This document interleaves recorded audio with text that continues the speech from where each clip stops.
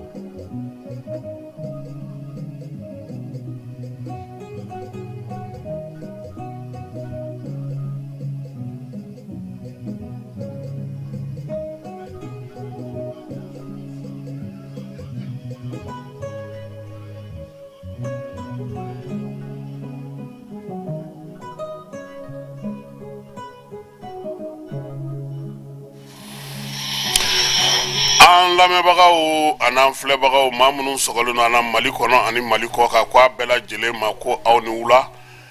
An b'aw fo ka aw waleɲuman dɔn. Bi wulada in na an ka kunnafoni bɛna tali kɛ minnu na o la kumabaw ye nin ye. Ismail Aga Amarat ale fatura kunu min ye Bamanci wale ni ɲuga wale kɛbaa dɔw kɔni ye a bɔnɛ a ni na Gawokaw fɛ yen. Maa min don a jɔyɔrɔ ka bon kosɛbɛ MSA kun kɔnɔna na. U y'a yira k'a fɔ kɔni a kɔni janfara a ka nin fali in senfɛ. Ale hukumu kelen fana kɔnɔna na min ye MSA maaw ye u y'a yira k'a fɔ ko a ka janaja kun kan ka kɛ bi Gawo. Kamalen a jɔyɔrɔ kun ka bon kosɛbɛ sabula kɛlɛkuntigi kun don MSA kɔnɔna na. MSA ye kɛlɛbolojɛkulu ye min bɛ Mali gouvernement nagakɔrɔla la bi baara la nka a ka kɛlɛkɛcɛw olu ka ca kosɛbɛ mɛnna ka mara la. Bintu Mayiga ka bɔ BMS la ale kɛra maa fɔlɔ ye min nɔ minɛna tribunal spécial min sigilen don sen kan CFA wari miliyɔn 153 ale tun y'o bila a den tɔgɔ la min ye jɛrɛjɛkulu min bɛ sigi banki kɔnɔna na n'a fɔ Orange Money ɲɔgɔnna maliyɛn minnu bɛ kɔ kan olu ka musaka ale tun y'o kɛ n da ye k'a na san 5 o de kɛ kaso la a ka avocat o na ɲɛfɔli kɛ an ye zone belebeleba 7 sankaw sera ka olu minɛ. Samiya don waati bɛ ka se nka kamanagan bɛ maaw la min ye san o ti ka na basigibaliya k'a fɔ sanji bɛ ka jigin yɔrɔ minnu na basigibaliya bɛ yen yɔrɔ la minnu ma sanji sɔrɔ olu kɔni mankan t'olu ka fanfɛla la. Ba fila bɛ k'aw ka baki min bɛ maaw tigɛ ba tigɛ ni maaw ye k'o kun jɔra ka sababuya kɛ motɛri ko ye nka a tilara ka wuli tuguni. Ekɔli karamɔgɔw Nizɛrikaw fɛ yen ko denmisɛnninw bɛ fɛ ka bɛnbɛnbɛn de k'u la u bɛ t'u kunbɛn k'u gosi de. Ka mesejɛ ta par 4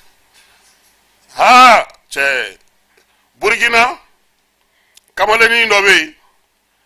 ale bɛ kaso la siɲɛ 21 ye a y'i to kaso la ka baki kɛ ka pase. Zelensky n'o ye Ukraine ni caciribɔla in ye k'a fɔ a sinimabɔla in a ko dɔ kɛra ten k'u ka marifa da. Côte d'Ivoire kaw fɛ yen Côte d'Ivoire u ka pont 4nan péage o dayɛlɛla bi kibaruya wale minnu mana sɔrɔ ka fara ninnu kan yan'an wuli waati cɛ an na olu walawala aw ye ka danaya kurakura ka aw fo ko kura k'a fɔ ko aw bisimila Jani.ml FM ale sanfɛla la.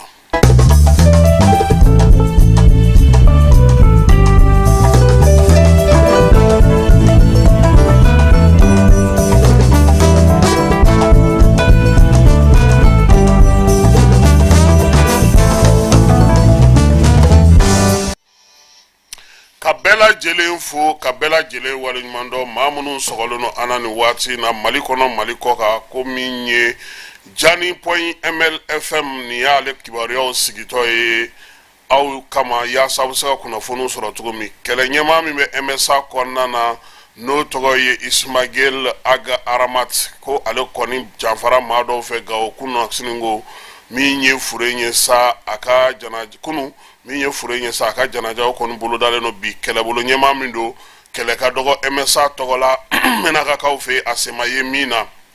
a ka so kɛrɛfɛla la sa ko min ye jɛkulu marifatigi dɔw kɔni olu ye mugu ci a la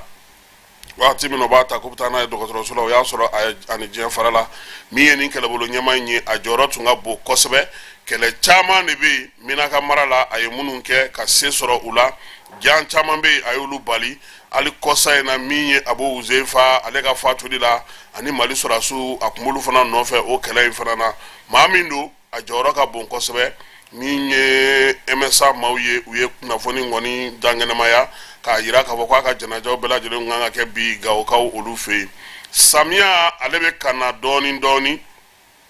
min ye san ye o bɛ ka jigin sɛnɛkɛlaw olu kɔni y'a jira k'a fɔ ko ɲina samiya ko a kɔni a jɔrɔna bɛ olu la sabula a fɔra ko min ye balo jalen n'o ye ɲɔkisɛ ni malokisɛ ni kabakisɛ olu min bɛ se ka sɔrɔ ɲina ko 11,000,000 k'o de kan ka ɲini u y'a jira k'a fɔ ko jɔrɔna min bɛ u la o ye san ye o tɛ ka na kosɛbɛ Sijo Tamani maaw olu ye munumunu salo kɛ Kucala mara la u ye ɲininkali kɛ maaw la min ye Kucara Worodugu yanfan ye sa olu y'a jira k'a fɔ ale ni Tɔnbɔkutu ko san kɔni u tɛ ka o y'u ɲɛna kosɛbɛ salon ni waati y'a sɔrɔ olu ye kaba o dan n'o ye maaɲɔ ye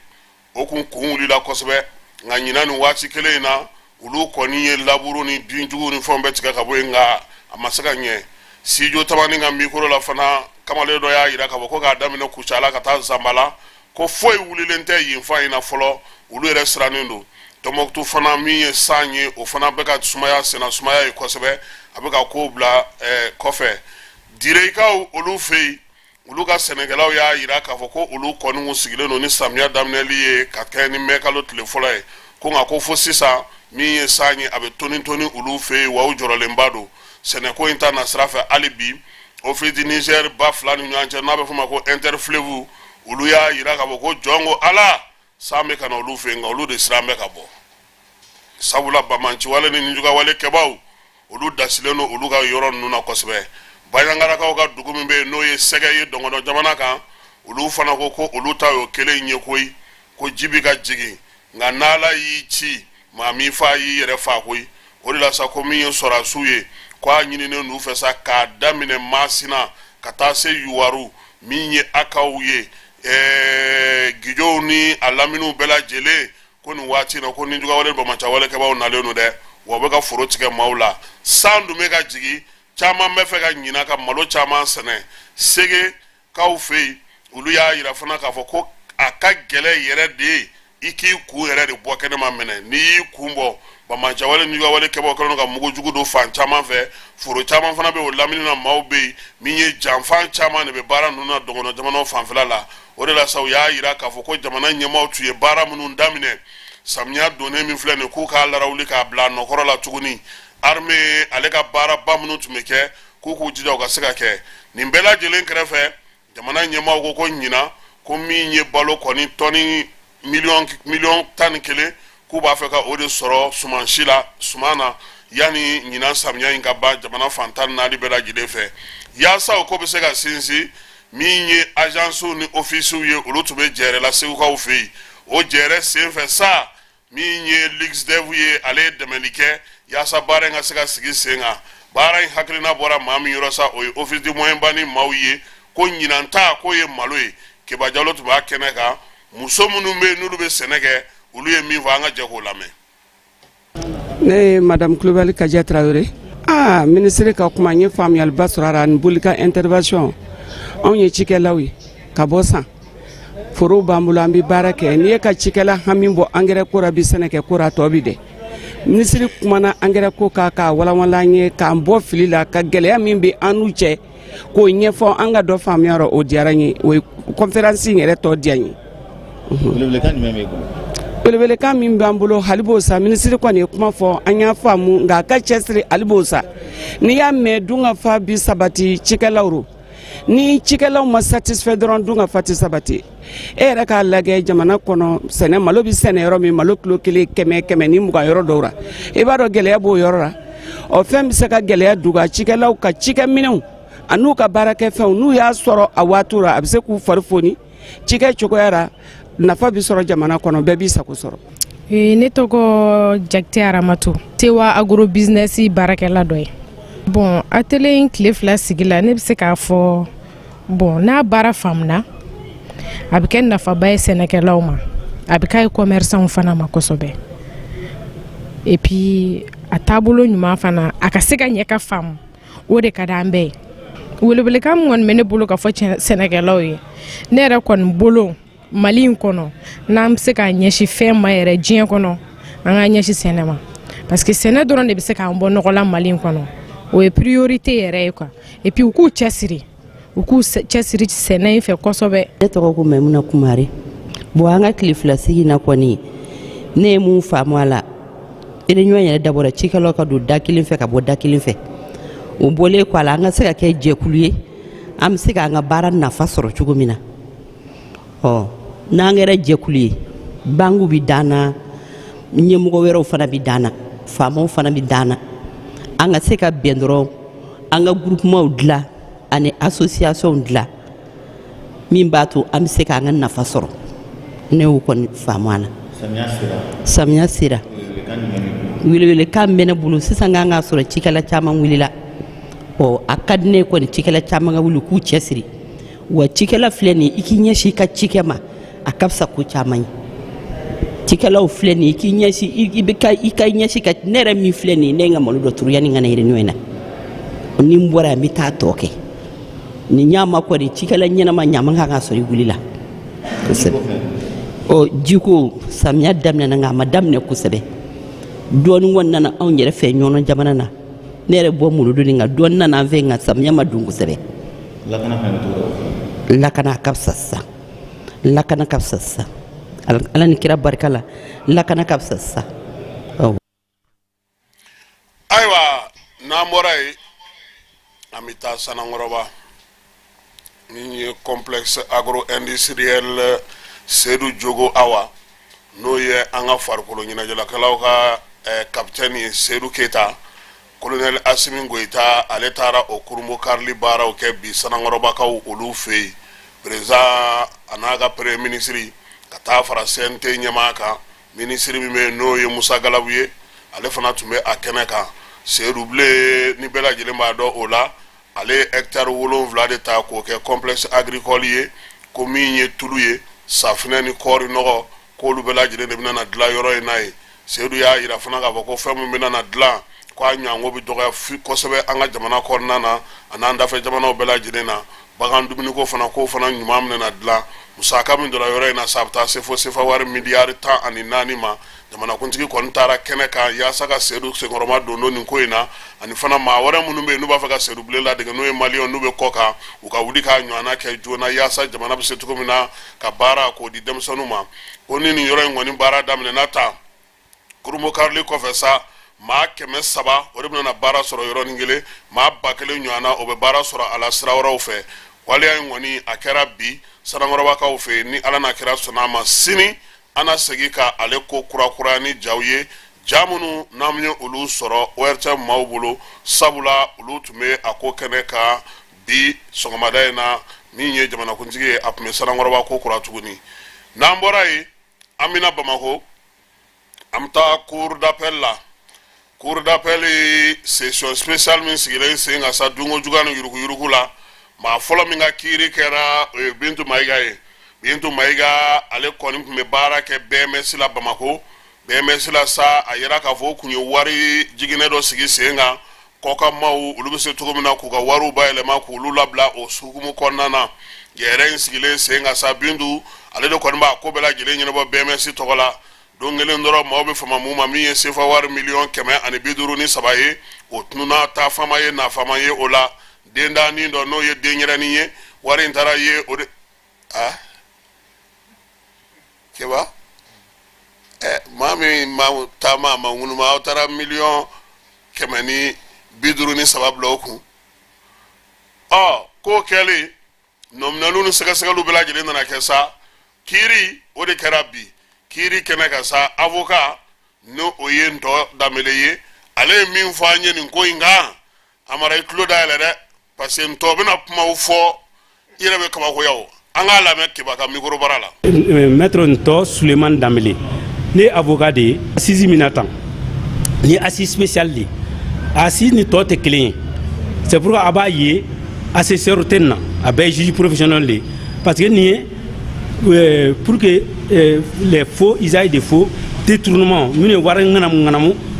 jamana kɔ kan ou bien fɛngɛ na mɔgɔ wɛrɛ kɔ kan o ye nafolo ŋanamu n'a nafolo bɛ se ka caya ni million tan ye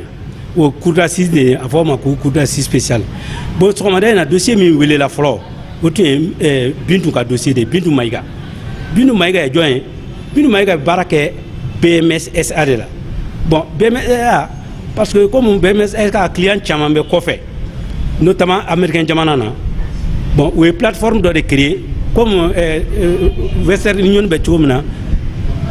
Orange Money bɛ pour que ka transfert rapide kɛ pour que u ka transfert ka teliya n'o ye o tɔgɔ da Sika Cash bon o Sika Cash o plateforme ale tun bɛ o tun b'ale de bolo mais ni client banque ka client minnu bɛ États-Unis n'u tun ye wari bila ka na ale de b'a imprimer parce que u b'a bila ka na email la a ka fɛngɛ na ale de b'a imprimer ka taa jira chef la u b'a fɛngɛ mais qu'est-ce que a tun bɛ mun kɛ ni wari nana minnu tɔgɔra soit a b'olu tɔgɔ bɔ yen ka mɔgɔ wɛrɛ tɔgɔ k'a la ou bien a bɛ ligne dɔ fara a kan ligne min k'a sɔrɔ ka wari wɛrɛ sɛbɛn o kan quoi donc o de kɔnɔna na a ye compte dayɛlɛ a den tɔgɔra a den tun min tɛ tɛmɛ kalo 5 kan a tun tɛmɛ kalo 5 kan bon a tora ka wari ni ŋanamu ka yɛlɛma o ka compte la fo ka taa se 150 ani 50 ani 3 ni kɔ kan bon mais o fana alors que wari di cira mɔgɔ wɛrɛw de ma donc banque bi obligé ka olu ka wari sara donc banque kɛra sisan comme a ye wari kelen sara siɲɛ 2 donc banque ale ka wari taara fɛngɛ na c'est pourquoi n ka plaidoyer la n ka laɲini na n y'a jira k'a fɔ n ko parce que Mali tɛ se ka bɔ nɔgɔla nin kan in kan an ka société tɛ se ka taa ɲɛ nin kan kan n'a fɔra ko den min ma san 5 yɛrɛ sɔrɔ o bɛ kɛ millionnaire ye fo ka taa se 100 millions ma bon i dun ta tɛ ka kɛ fɛn i y'a bɔ société kɔnɔ société min bɛ k'i sara service min bɛ k'i sara o kɔni o ye tɔɲɔliba de ye i ka yɔrɔ ma o ye tɔɲɔliba jamana c'est pourquoi an y'a ɲini u ka a ɲangi a k'an ka wari sara a ye wari min ta banque na ni o ye $150,3 ma ensuite bon comme an nana tiɲɛ sira de ɲini an ma na k'a fɔ ko an b'a fɛ ka na wari ɲini mɔgɔ kɔ kan an y'a ɲini u ka tama kelen u ka o kɛ k'an jansa parce que an ye tɔɲɔli min sɔrɔ donc kuru ye an suit o la kuru ye a ɲangi san 5 ka so san 5 a b'o ka so kɛ fɛngɛ hakɛ fɛngɛ ma kɛ k'a fɔ ko sursis ka d'a ma a bɛ san 5 ni ka so kɛ maintenant n'a ye san 5 ka so fana a b'anw fana ka wari sara ni min ye $100,000 ani $50,000 ani $3 ni kɔ ye a b'o fana sara ani tama kelen ani kiri musaka ale de b'o kiri o fana kuri o fana bɛ a k'a b'o fana sara an ye o de laɲini kuru fɛ voilà o ye kuru ye o de accorde an ye bon ni procès in bɛ ka continuer fɔ uti kalo tile 30 a bɛ ka don o don dossier dɔ de bɛ tɛmɛ mais a bɛɛ ye wari ŋanamu dossier de a bɛɛ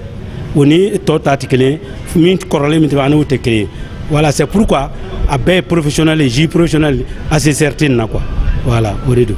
ni ne bɛ continuer fɔ comment n'o kɔfɛ gouvernement bɛ se ka dɔ wɛrɛ programme n bɛ nin kelen kɔni a bɛ continuer fɔ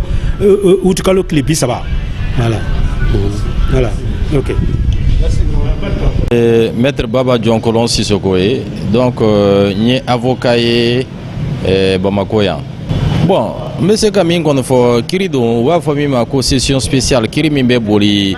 yuruguyurugu affaires ani yuruguyurugu papier dilanw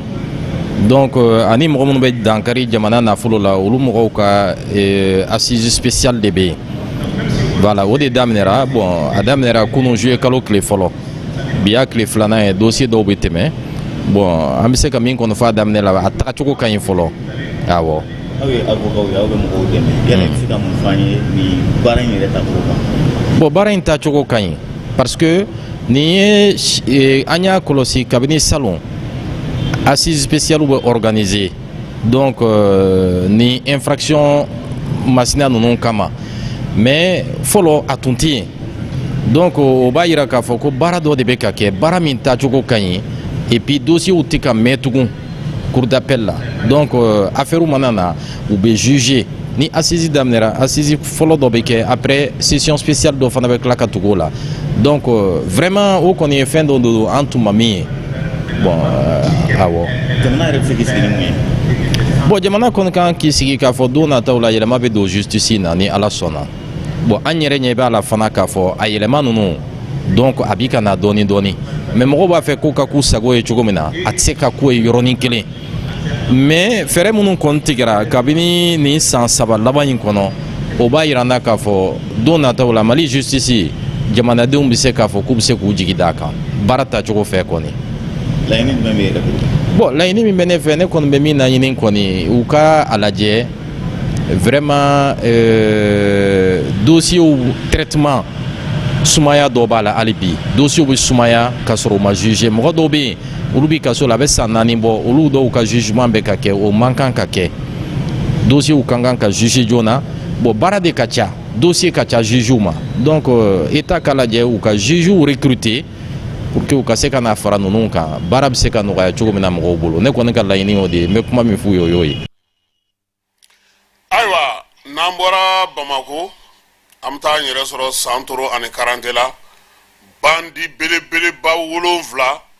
olu tɛgɛ sira ka da u ka san polisiw fɛ bingalikɛla ŋanaw minnu tun bɛ sa n'u ye sunɔgɔ tigɛ maaw la pewu tubabukalo salen tile 28 n'o ye juma tɛmɛnen ye bolo sira ka da ninnu ka polisiso fɛ san polisiso u y'a yira k'a fɔ ko ni maa ninnu a bɛ kalo caman bɔ u b'u ka bingali la min ye maaw n'u bolominɛw ye u b'o ndarakiw la cogo min na u b'o ndarakiw la ten waleya cɛjugukɛla ninnu tɛgɛ dalen u kan u bilara ka taa commissariat ale garde à vue la yan'u ni procureur ka ɲɔgɔn ye u minɛlen moto 6 o yera u bolo anw da b'o la o pistolet 2 an t'o bɔ yɔrɔ dɔ o t'anw ta ye pistolet automatique farafin marifa min dilanlen don a n'a cartouche 4 ka taa se 9 mm ma o fana b'u bolo u fana min ye maaw bolola misɛnninw fɛnmisɛnw o caman b'a fana yera u bolo ko n'ala sɔnna ma ninnu bɛ bila ka assise nata kɔnɔ sankaw olu fɛ yen ba fila bɛ ba tigɛli kun gɛlɛyara min ye ba ye ko san kɔni ko mɔgɔ bɛ se ka fɔ tare sabula mɔbiliw caman ba den kun jɔlen don ba kan kun kan u b'a fɔ min ma ko kɛ ale ni ba tintin sanfɛla la maa ta mɔbiliw ni donita mɔbiliw ni magoɲɛ mɔbiliw ni baarakɛ mɔbiliw k'u bɛɛ lajɛlen kɔni sera ka sira sɔrɔ sa min ye baki ye ko ja k'a moteur de kun tiɲɛnen don ba fila ni ɲɔgɔn cɛ u y'a yira k'a fɔ sa ko sisan kɔni ko a bɛ se ka fɔ alhamdulilayi min ye ba fila bɛ k'aw ka baki ye ko o ɲɛnabɔra kɔkan kibaruyaw la burkinakaw fɛ yen u ka dugu min bɛ yen n'o ye ziɲare ye ziɲare in ale dɔnnen don kosɛbɛ kamalennin dɔ bɛ yen a si bɛ san 21 na bolo tɛ bin ka wuli n'a ye fɛn fɛn ye a b'a bolo di kun k'a sɔrɔ i ma bɔ a kalama a b'i den duwa n'i ɲɛ n'a ɲɛ bɛnna ɲɔgɔn na a b'i ka wari b'i kun k'a bila kun k'a sɔrɔ a bolo ma magi la ko wa k'a tɛgɛ ka teli cogo min jɛgɛ wusu o ka di tɛgɛ wusu ye kamalen tɛgɛ dara ka janvier kalo nin san in kɔnɔna na k'a bila ka taa ziɲari kasobonba la nka baki nalen se u y'a ye k'a fɔ ko kamalennin kabini a donna kaso la ani kayew ti fara don o don ni dumuni bɛna d'a ma i b'a sɔrɔ u ye kaye dɔ sɛbɛn ka d'a ma a yɛrɛ bɛ dɔ di maaw ma u ka taa n'o ye sɛbɛn bɛ na cogo min a bɛ na o cogoya kelen na don o don maaw dalen ale de kɔni bɛ munumunu salo la sa Blaise ye fanga ta nin san Thomas Sankara Lamine Sanungule n'a y'olu fɔ mɔgɔw b'a fɔ ko nin ye mun ye a ko nin y'an ka leçon de ye zon tɔw ko ko e t'i da ka sunɔgɔ e bɛ mun ɲini kalan na tuguni a ko k'ale bɛ taa baki kɛ dɛ kamalen a y'a ka baki labɛn baki surunyalen a y'a ka kow ɲɛ yira a ka karamɔgɔw la koyi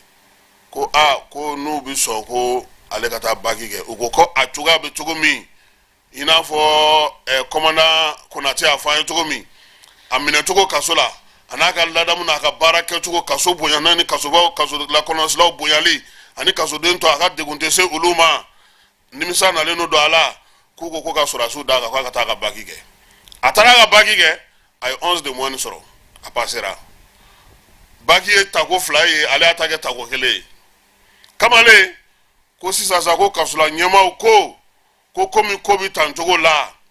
ko tiɲɛ yɛrɛ la a kɔni ka kaso ma ban nka a kɛlen filɛ ka baki min sɔrɔ nin ye ni ala ye garisɛgɛ don ko jamanakuntigi ka ɲininkali kɛ ko a bɛ a so ladege u fɛ yen ko kamalen to ka be ko la de grasi ka taga na ko la ya sa ka se ka boka taga kalange kuma te no wati na minye kibaruya nye a jensere no Burkina Fanta ani nani bela jilefe niye kibaruya waraye kibaruya mi no bora Niger ka ofi Niger école karamogo musoro be noy madame Chouaibouye u ka kalarambe noy gangale ye nyame ale ye nyamayi ko minye demsonu me segana fnya bola pama mi noy récréation yi ko fara yi ko do ni busa jole do école so dala kabalo ngoro falen duru ko directrice ma ko on na kunye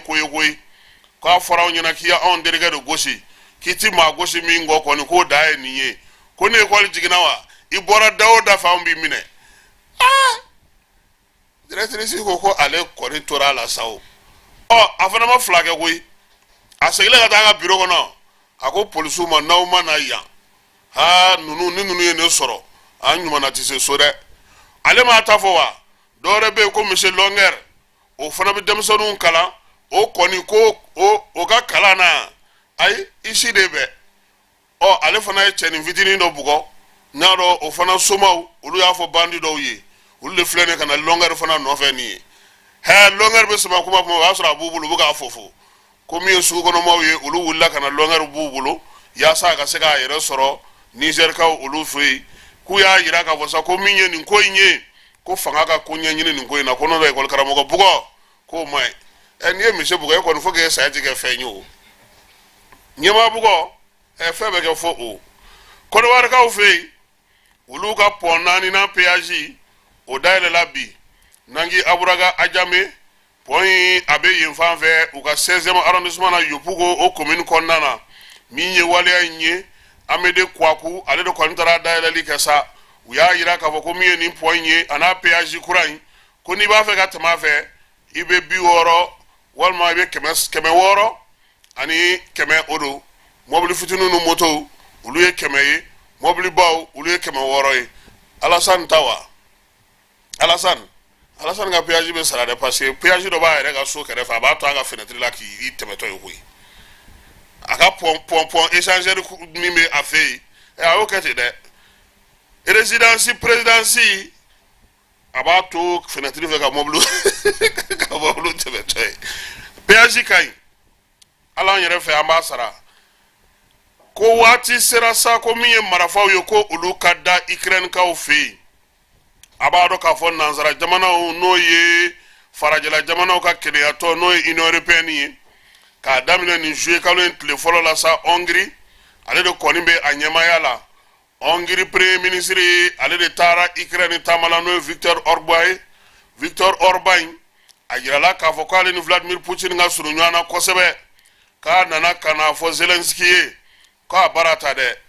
ko ete marafa dawa ni ye marafa da on yere na do ife aka na yoro dla ana bara bawke minye foga be mi misaka kini irisija na ndado ola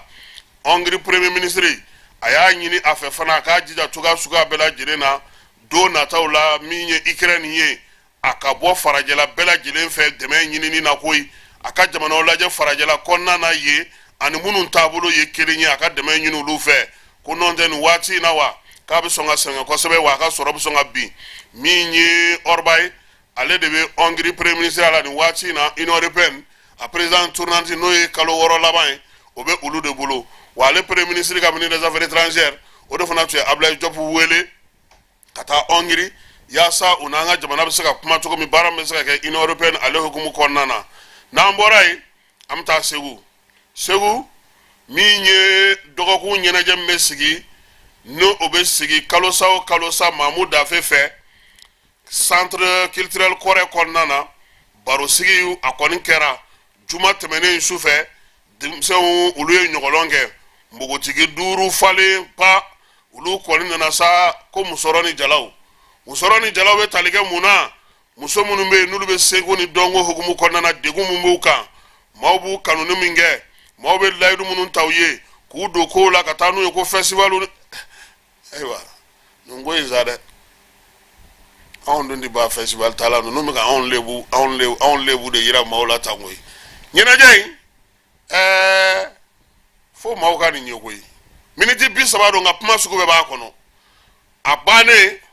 muso min be no koni donga fo ke ba rabi ni ngana kheleku ani amara uya mikoro jo adala ko Hélène Coulibaly anga je ka lame ne tɔgɔ Hélène Coulibaly ne be dɔɔni kɛ association tɔgɔ ye musɔrɔ ani jalaw i n'a fɔ bɛɛ b'a dɔn ka kɔrɔ cogoya min na ni i ye dɔnkɛla ye ou bien ni ye artiste musoman ye déjà mɔgɔw be hakilina suguya bɛɛ ta ka i sɛgɛrɛ i n'a fɔ u b'a fɔ cogo min na an ka dɔn tɛ muso min be dɔn kɛ u b'a fɔ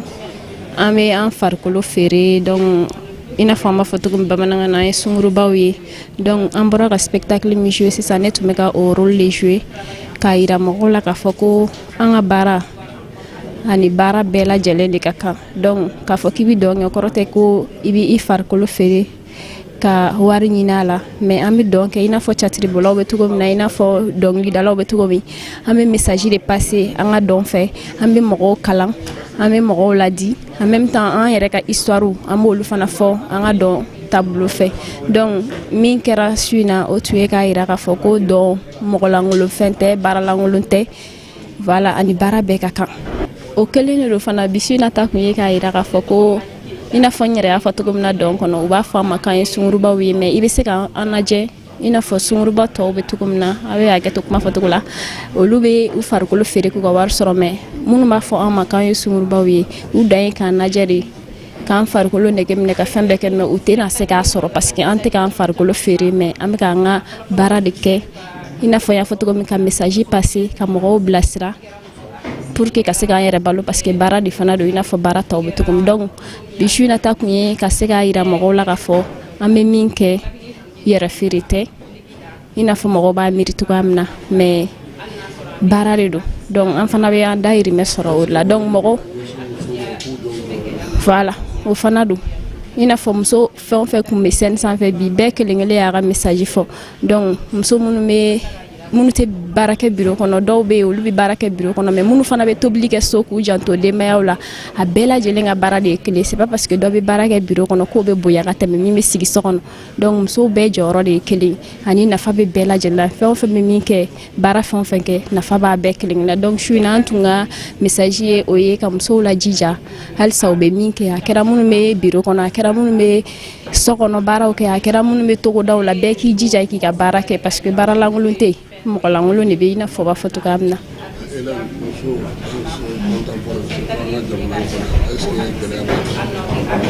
gɛlɛya b'a la i n'a fɔ n y'a fɔ kuma kɔnɔ cogoya min na a gɛlɛya ka ca kosɛbɛ parce que Mali yɛrɛ kɔnɔna na déjà dɔn a bɛ ten c'est vrai que artiste yɛrɛ c'est vrai que mɔgɔw b'an wele fɛn caman na mais an place ka dɔgɔn Mali kɔnɔ kosɛbɛ surtout minnu bɛ dɔn kɛ surtout a musomanw fana parce que an bɛ gɛlɛya caman de sɔrɔ mɔgɔw t'an ta par exemple n'i bɛ taa festival ni fɛnw na généralement muso fɛn o fɛn bɛ a ye dɔn kɛ u bɛ fɛn caman proposer i ye u t'i ta parce que i bɛ s'i ka baara la u bɛ fɛn wɛrɛw hakilina wɛrɛw yira i la ni sɔnna nin ma n b'i kɛ nin ye donc o problème ba b'an kan parce que an bɛ fɛ u k'an ta parce que an bɛ se cɛw bɛ se ka min kɛ an fana b'o kɛ donc an bɛ fɛ u k'an ta parce que an bɛ se an ka baara la mais u tɛ k'an ta parce que an ye musow bɛ fɛ k'u mago ɲɛ an na kɛcogo de don bon dans la vie courante n tɛ ten kosɛbɛ mais ne yɛlɛnna scène kan parce que n bɛ fɛ k'a yira ko n ye muso ye n bɛ se i n'a fɔ cɛw bɛ se cogo min na n bɛ fɛ k'o yira pour que muso tɔw fana k'a dɔn k'a fɔ ko u bɛ se n'i sɔnna dɔrɔn i bɛ se k'a kɛ donc à chaque fois n bɛ yɛlɛ scène kan o hakilina bɛ n na ka mɔgɔ musow la encourager halisa ka u jija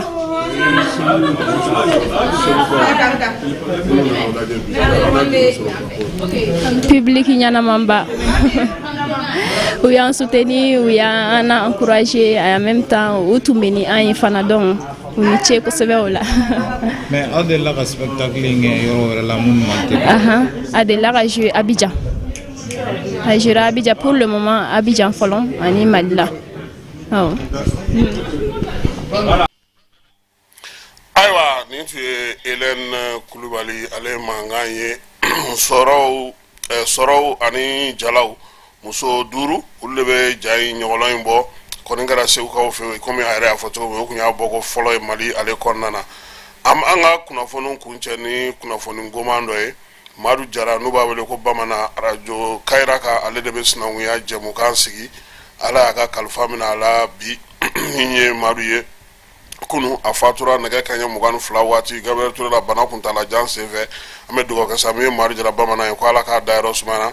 Kayira maaw ko an ka dusu ka kasi ko an b'a fara u ta kan ka tila ka dugawu don kɛ min ye fure ye Ala k'a dayɔrɔ sumaya sini kɛnɛya ni labanko ɲuman Ala k'o di anw yɛrɛ ma maa minnu kun sɔgɔlen don an na sa an bɛ arajo Gambia ka ale fo Ndemugukaw fɛ Masina